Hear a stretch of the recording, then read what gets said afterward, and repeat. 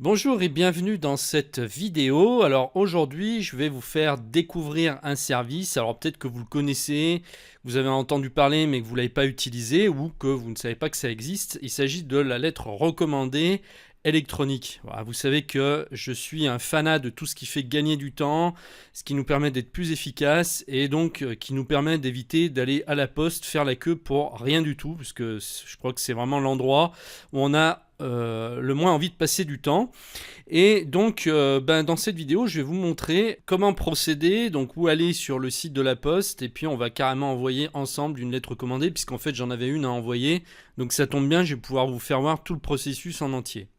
Alors pour aller plus vite, je vous mets le lien direct sous la vidéo. Vous arriverez donc sur cette page. Puis ensuite, il ne vous reste plus qu'à cliquer sur envoyer une lettre. Donc ici, la différence, c'est qu'au lieu d'envoyer du courrier physique, vous allez envoyer des courriers numériques, donc des fichiers en fait. Donc si actuellement vous aviez des feuilles à joindre, par exemple avec votre signature ou voilà, des documents physiques à mettre dans un courrier que vous auriez envoyé normalement recommandé, eh bien il va falloir numériser ces documents. Donc je ne sais pas si vous avez peut-être un scanner chez vous, certainement. Vous utilisez votre scanner, vous scannez tous les papiers que vous allez envoyer. Je ne sais pas, vous avez peut-être une, deux ou trois pages. Vous les scannez tous. Pour ceux qui n'ont pas de scanner et qui auraient un smartphone, bon, sachez que par exemple, il existe sur l'iPhone une application qui s'appelle Scanner Mini, qui coûte quasiment rien, dans les 4 euros, et qui vous permet en fait de transformer votre iPhone en scanner. J'avais déjà fait une vidéo là-dessus, je vous mets le lien en dessous si vous voulez aller voir comment procéder. Donc ça va très très vite. Vous prenez en fait en photo carrément vos documents et ça va les numériser en fichier PDF. Et puis une fois que vous les aurez numérisés, eh bien, il n'y aura plus qu'à les envoyer à partir de votre ordinateur. On va les envoyer ici, donc à partir de cette interface. Donc moi d'ailleurs, je ne l'ai pas encore numérisé le mien, donc je vais y aller tout de suite, je vais le numériser. Alors mon document a été scanné et je vais tout de suite pouvoir l'envoyer. Alors vous voyez que les formats de fichiers qui sont pris en charge sont marqués ici, hein, vous en avez pas mal, vous avez les PDF bien sûr, les .doc donc pour tout ce qui est fichier Word, .docs, les RTF et TXT donc c'est les fichiers texte, ODT c'est pour OpenOffice si vous utilisez OpenOffice qui est le traitement de texte gratuit, c'est l'équivalent en fait de Word de Microsoft. Vous pouvez même insérer des images JPEG, hein, des TIF, des PNG, BMP. Ouais, on a pas mal de possibilités. Donc moi, ici, c'est un fichier PDF. Donc là, je vais en parcourir. Je vais aller chercher donc mon document qui se trouve ici. Voilà. Et je vais faire ouvrir. Maintenant, je vais faire télécharger.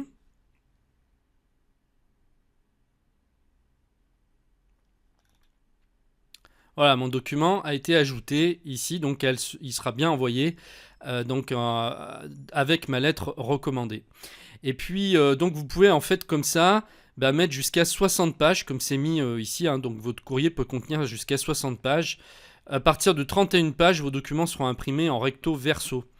Voilà, donc là, moi j'aurai que 2 pages en fait, hein. J'ai mon document et j'ai une petite note à insérer. Donc vous, ça peut être un courrier complet. Dans ce cas-là, vous l'écrivez dans un traitement de texte comme Word ou OpenOffice.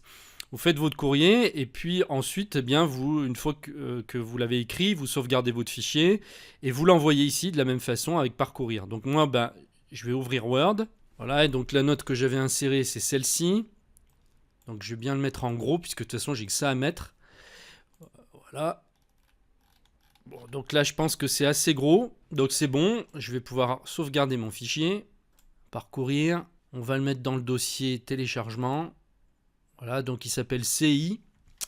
Je peux fermer mon document. Je retourne sur le site de la Poste. Je fais parcourir. Je vais chercher tout de suite le document que je viens de créer, de sauvegarder, qui s'appelle ci.docs.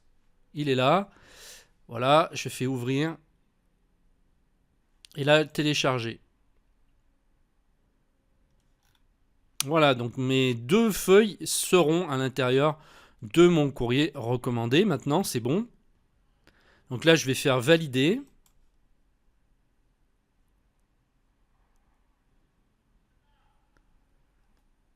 Donc là, on me propose soit de faire distribuer ma lettre par le facteur, parce qu'en fait, même si je l'envoie en recommandé électronique, si là moi je le fais avec mon ordinateur, il va bien y avoir une lettre recommandée physique à la sortie. Hein. C'est pas complètement virtuel. Ce qui est virtuel, c'est la manière de l'envoyer. Par contre, ça va se traduire par une impression de vos feuilles, comme si vous les aviez envoyées derrière dans un centre spécial de la Poste qui fait ça.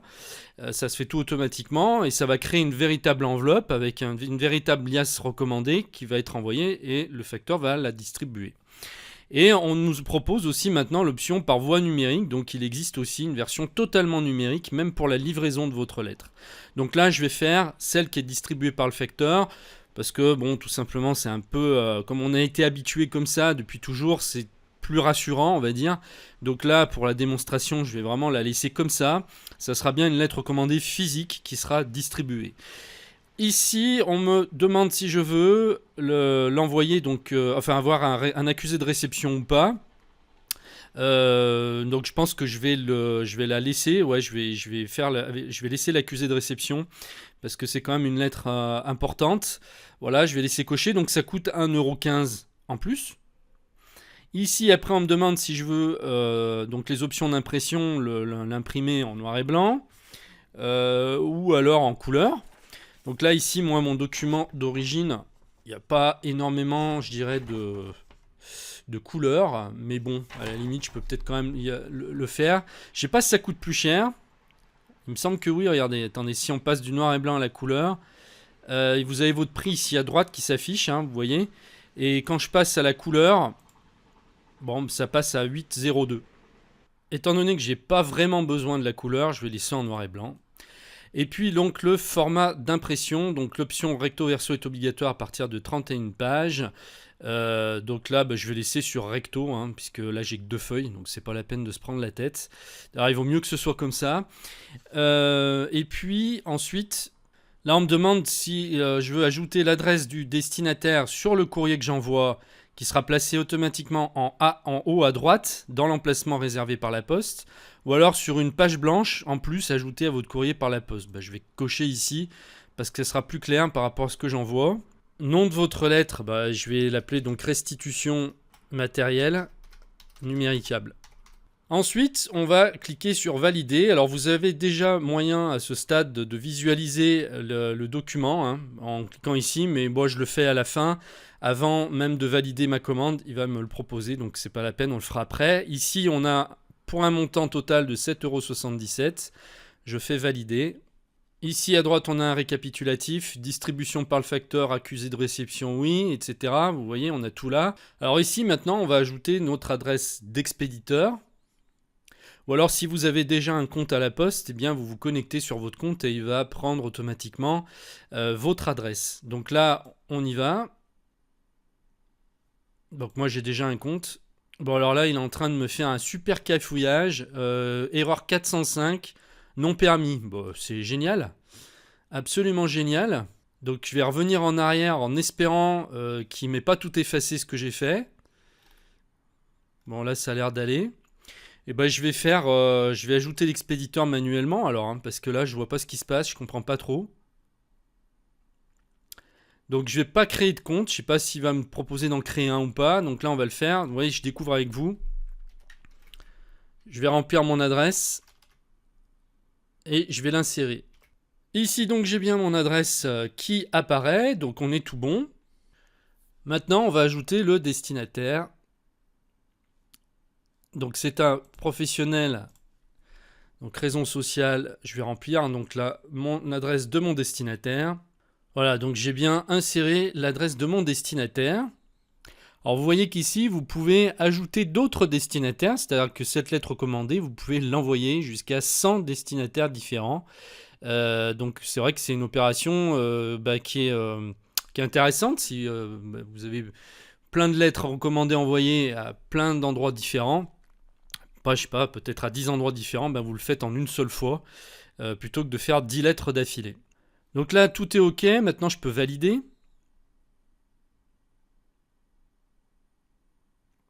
Alors, comme je vous le disais tout à l'heure, maintenant je vais avoir une visualisation avant de valider mon opération. visualiser ce document. Donc je vais cliquer dessus.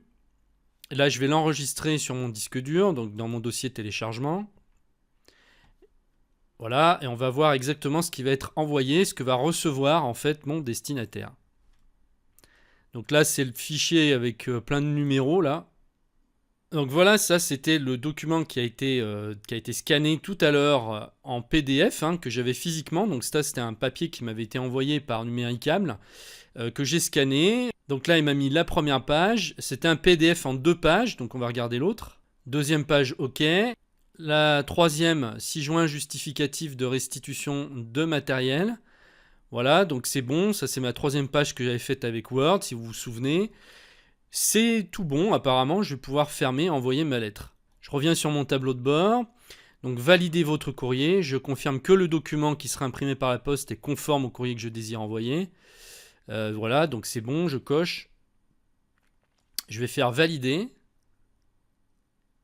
Ici, j'ai mon récapitulatif final. Donc, avec mon destinataire ici.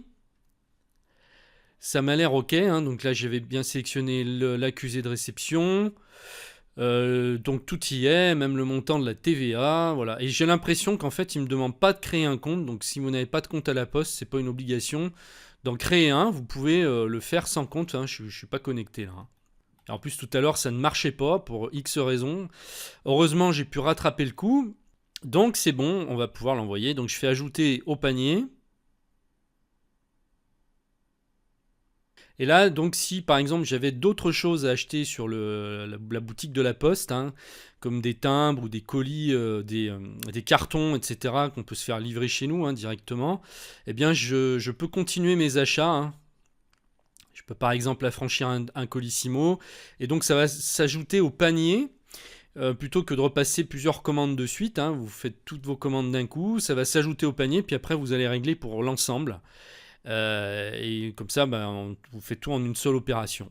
Alors ici, à ce niveau-là, je peux encore modifier la lettre, hein, si jamais voilà, je me rends compte au dernier moment que j'ai oublié quelque chose ou fait une bêtise. Donc là, il suffit de cliquer sur modifier la lettre pour faire les modifications qui s'imposent. Là, ici, j'ai pas de code de réduction, malheureusement, hein, donc je vais devoir payer les 7,77 €. Et bien maintenant, on y va, finaliser ma commande. Alors, eh bien, malheureusement, je me disais qu'il n'y avait pas besoin de se connecter. Eh bien, si. Alors, je ne sais pas pourquoi. Alors, j'espère que ça va marcher. Donc, on est obligé de créer un compte à la Poste pour qu'on puisse payer en ligne. Enfin, c'est pas grave, hein, vous le faites, vous suivez la procédure simplement. Puis après, comme ça, vous n'aurez pas besoin de retaper toute votre adresse, etc. à la fois d'après. Vous aurez peut-être un jour besoin de renvoyer une autre recommandée. Alors, je vais essayer avec mon compte professionnel, puisque c'est mon compte personnel qui n'est pas passé tout à l'heure. Donc, je vais essayer avec le compte pro. On y va, valider. J'espère que ça va marcher.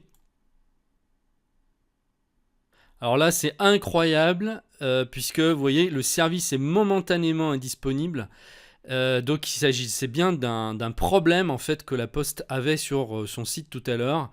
Donc, j'ai pas du tout envie de tout recommencer du départ. Malheureusement, je vais pas pouvoir aller jusqu'à la fin. Je vais attendre un peu. Je vais laisser la fenêtre ouverte en fait, hein. Comme ça, vous saurez faire en cas de crise. Comme c'est le cas ici, si vous voyez que ça marche pas, vous laissez tout ouvert. Vous fermez pas votre navigateur et puis vous revenez dans 1 heure pour voir si ça marche mieux ou si ça marche toujours pas. Revenez dans 2 heures ou dans 4 heures. Et puis normalement, tout ce que vous avez fait, gardez en mémoire.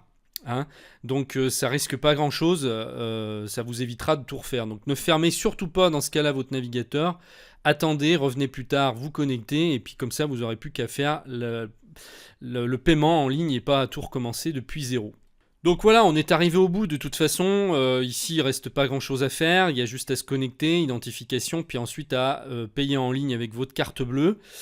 Donc si vous n'avez pas l'habitude, et je sais qu'il y a de nombreuses personnes qui sont toujours pas rassurées avec le paiement en ligne, Je vous assure que ça ne risque strictement rien. Aujourd'hui, vous vous rendez compte, on est en 2017, Internet, vous imaginez bien, a fait tout ce qu'il faut maintenant pour sécuriser toutes les transactions. Vous ne courez absolument aucun risque, pas plus que d'aller retirer à un distributeur, je dirais même moins d'ailleurs, moins de risque d'aller retirer à un distributeur dans la rue. Tout est crypté, vos données sont cryptées. Donc là, vous rentrez votre numéro de carte bleue, vous payez, vous validez, et puis ensuite, votre lettre sera envoyée directement, il n'y aura plus rien à faire. Donc votre commande va passer dans un centre de la poste qui va imprimer donc automatiquement sur des machines votre lettre, qui va la plier donc dans une enveloppe et qui va l'envoyer. Et puis tout simplement comme si vous aviez été à la poste le faire manuellement. C'est exactement pareil.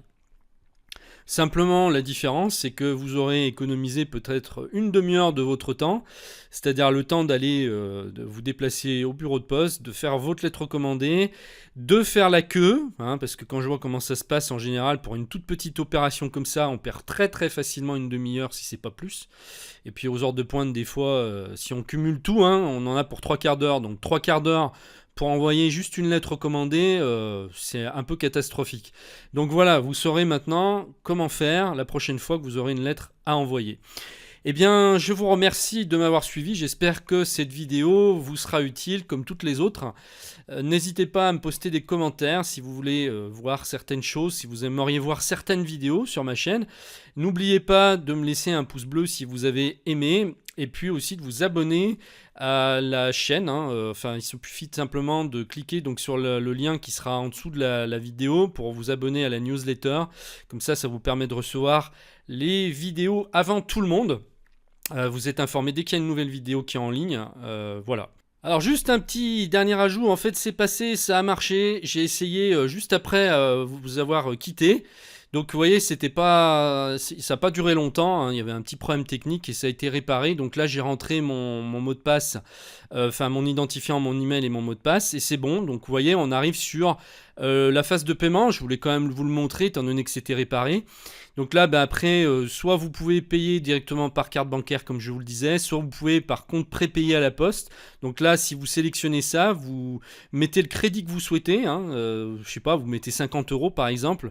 Et après, à chaque fois que vous allez revenir, on n'aurait plus besoin de remettre votre carte bleue. Il va débiter ce compte prépayé. Alors moi personnellement je préfère payer au coup par coup parce que je sais pas quand est-ce que j'aurai besoin d'un autre service à la poste d'ici là, donc je préfère payer mon montant clair et net de 7,77 €. Donc là on fait cocher j'ai lu et j'accepte les conditions, valider et payer. Et puis après il n'y a plus qu'à rentrer les coordonnées de votre Mastercard ou de votre carte bleue ou n'importe quoi d'autre. Voilà, donc là je vais m'arrêter là. Vous savez tout le processus entier. Allez, à très très bientôt. Au revoir.